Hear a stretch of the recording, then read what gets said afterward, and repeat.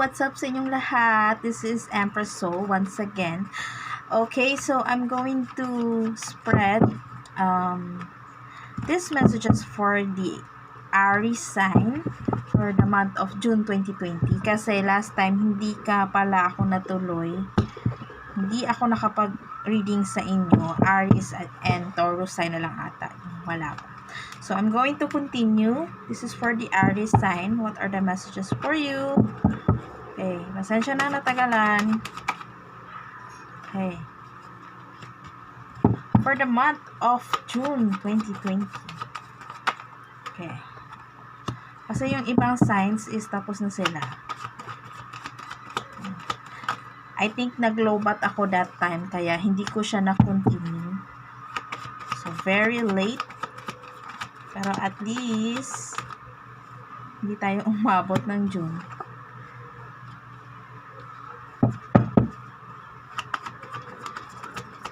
Sa mga nag-birthdays nga pala, happy birthday sa inyo sa month of May.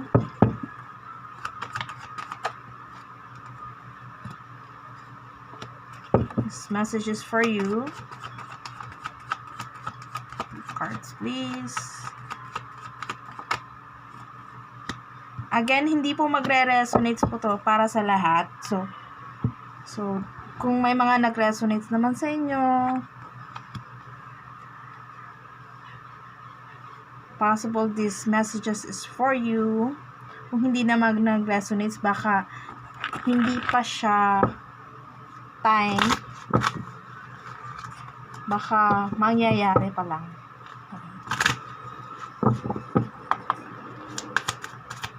Aries sign for the month of June 2020. What are the messages for the Aries sign? Worth waiting for ang nandito. Divine timing is at work. Release your ex, Aries sign. You deserve love. You are lovable. What else for the Aries sign, please, for the month of June? Pero may worth waiting for and trust.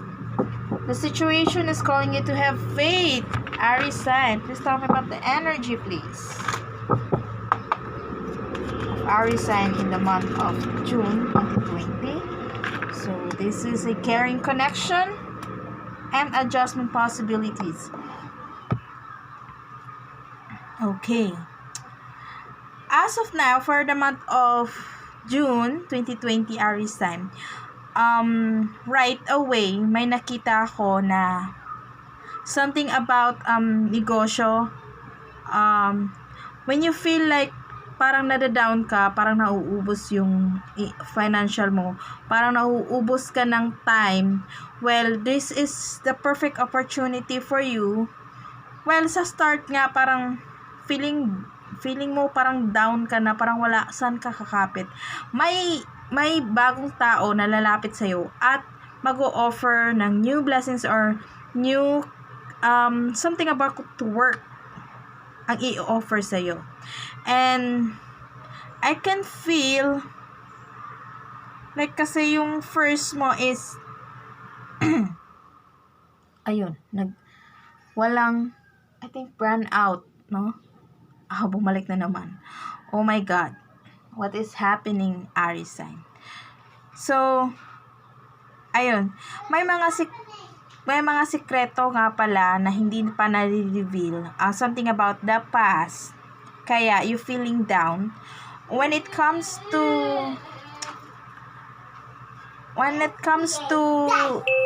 a new offer, just make sure na you can trust this person. Yeah, later. I'm almost done. And then, I think this is something from the past again. Kasi, or in your present, this is about your present. You really love this person, but you have this breakup. There could be a breakup sa inyo. Because this person is single and you are single also. You're very successful on your own. You will receive a messages, a good news. Kaya lang, be careful ka sa mga tao na that you will trust this person or not. Let's see ha.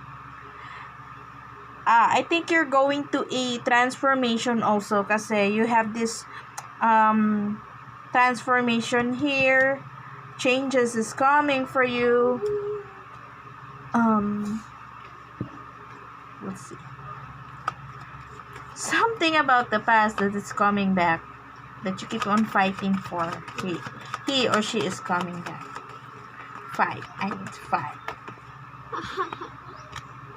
And you feel like you don't have enough to offer, or your person doesn't have enough to offer. Yung cycle is hindi pa siya nag-e-end. Still, bumabalik pa rin siya.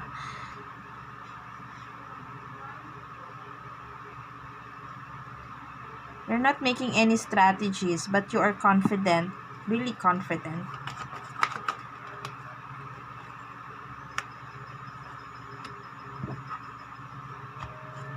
Okay. So you feel like very injustice yung card mo kasi you also have marami kang marami kang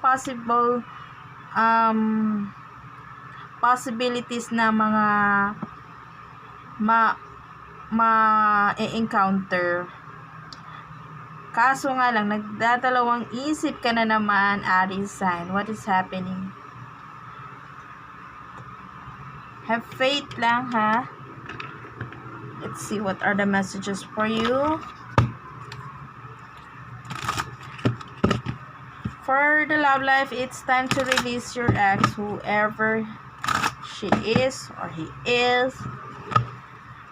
You deserve love. There are person that it's coming, pero it's not coming yet. Do not force anything, Aries, kasi nandito parang tinidiin mo sa sarili mo na baka ito na. Be strong. You are stronger than you think you are. You have strength. Assures that your outcome. Yeah.